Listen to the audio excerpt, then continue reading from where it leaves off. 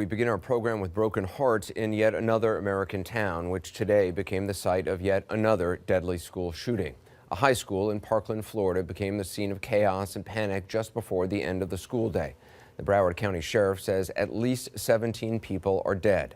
17 people. A suspect is alive in custody.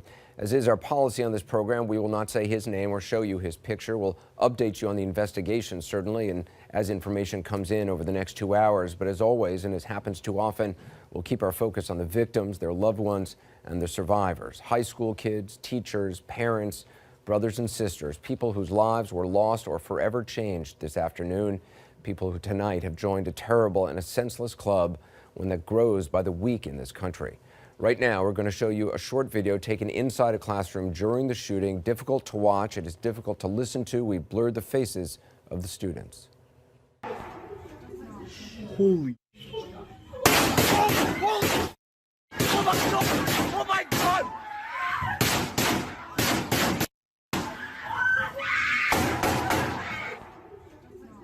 Holy. Oh my God!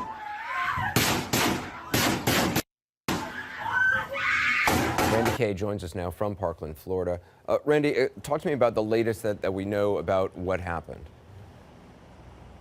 Anderson, I can tell you that for sure it was an afternoon filled with terror for so many.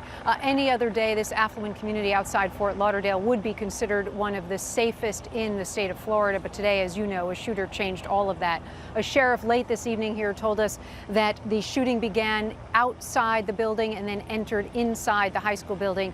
That is what we're told, that the shooter actually followed the students inside. And tonight, Anderson, investigators have the gruesome task of going through that high school building and identifying the victims. Around 2:30 p.m., the Broward County Sheriff's Office responds to reports of a shooting with multiple injuries at Marjory Stoneman Douglas High School. The student population close to 3,000.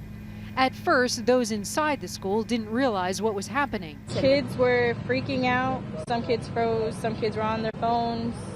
A lot of were on their phones just trying to Snapchat everything because they thought it was a joke and it wasn't. At this point, the shooter's whereabouts are unknown. SWAT teams go from room to room, securing areas before allowing students and teachers to evacuate. What's it like for you to have this going on at your school? It's insane. It's unnecessary. There's no words to describe how I feel right now. Like I was shaking. I was panicking. It was just all out panic throughout the school. Students run to safety after they are escorted out of the school building, some with hands still in the air, others clutching each other for support. Outside the school, first responders tend to the wounded, and parents anxiously wait to see their children outside of the lockdown zone. Do you know, is your daughter safe? Absolutely, thank God. Just 10 minutes ago, she was able to call me. I hadn't heard from her since 2:48.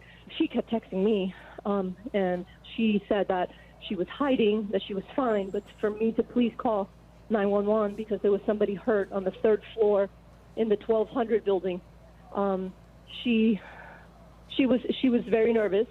She said that she could hear the person who was shot, crying out for help and just was, a nervous wreck. The FBI and ATF joined local law enforcement on site. Police say they know the identity of the suspect and confirm he has left the school grounds.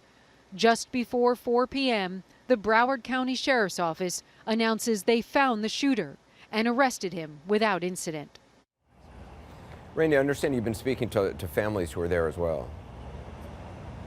Anderson, as you know all too well, days like these are certainly heartbreaking here on the scene. When I arrived this afternoon, not long after the shooting, there were parents still waiting outside, waiting and wondering if their children had survived. One of the first people I met was a woman who told me that she was still waiting for word of her daughter, at least to see her daughter. She'd gotten a text message from her earlier. She had locked herself in a closet and had texted her mother saying, "I love you, Mom. If I don't make it, I love you, Mom." So Anderson, that's just, one of the many feelings from families and parents here on this heartbreaking day, just a snapshot of what they've gone through. We should also point out, Shimon Prokupecz reported just a few moments ago, new information. Apparently the shooter, not only who's in custody, is actually talking to investigators. One of the things that they have learned, according to the reporting of Shimon Prokupecz, based on sources, is that the shooter arrived at the school with a gas mask and some sort of smoke grenades, and the shooter is actually the one who pulled the fire alarm, supposedly the idea being to get students to come out and have this be as big a mass casualty incident as possible.